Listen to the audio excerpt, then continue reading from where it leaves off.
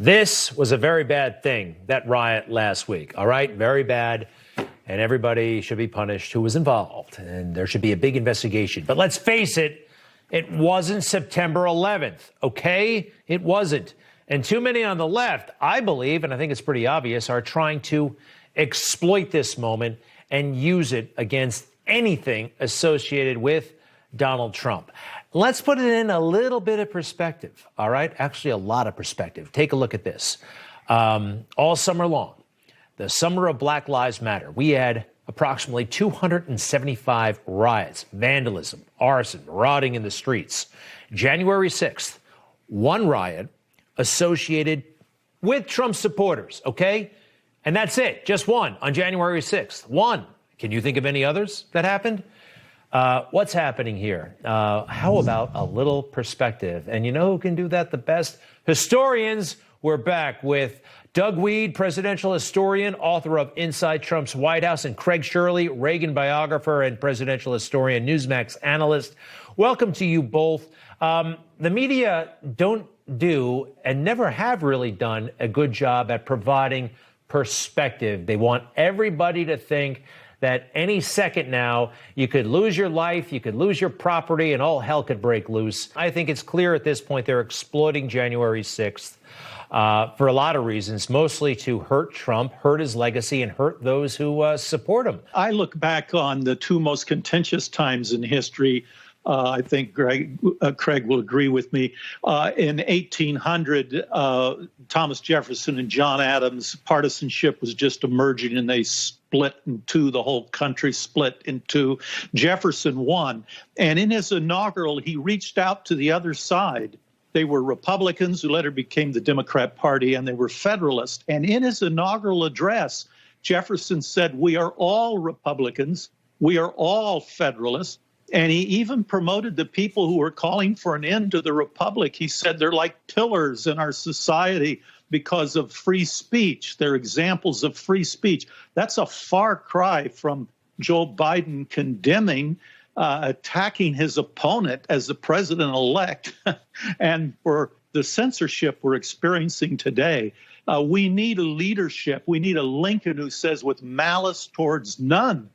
Gentlemen, I want to show you something. It's kind of interesting. You know, we've had, let's see, once Joe Biden is inaugurated next week, we'll have had 4 presidents who were old enough to have served in Vietnam. They could have, but they didn't. I think it's safe to say that they gave Donald Trump the hardest time about this. There have been hundreds and hundreds of stories about Donald Trump. How did he avoid the draft? I mean, you know, was it his foot? Was it schooling? Was it a high draft number? And they're all negative stories, by the way. They did about 3 or 4 letters to the editor on this subject about Joe Biden.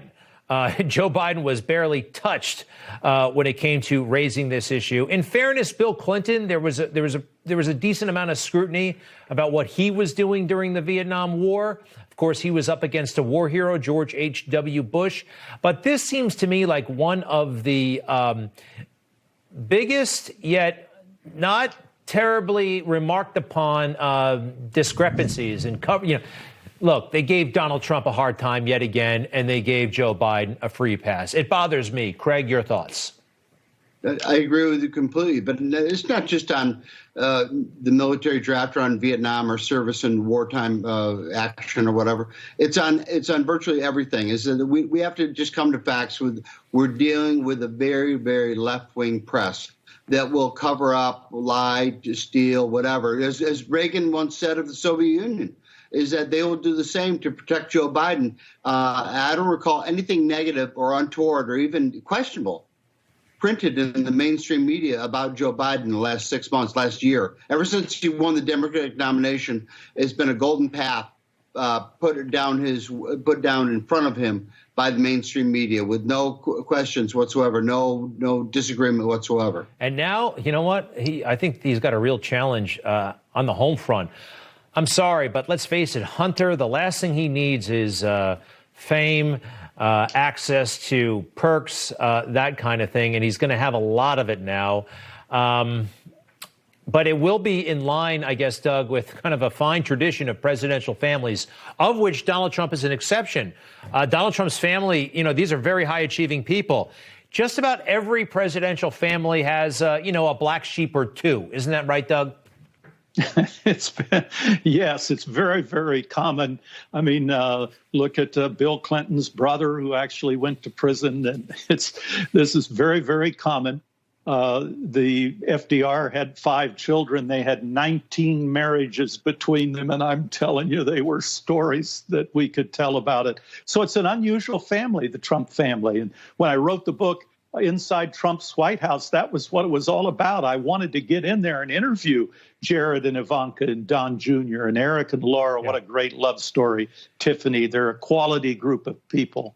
Oh, yes. And that book you wrote is fabulous. You've got a lot of that in there. Check it out, Inside Trump's White House. Hey, final word, if you don't mind, Craig Shirley.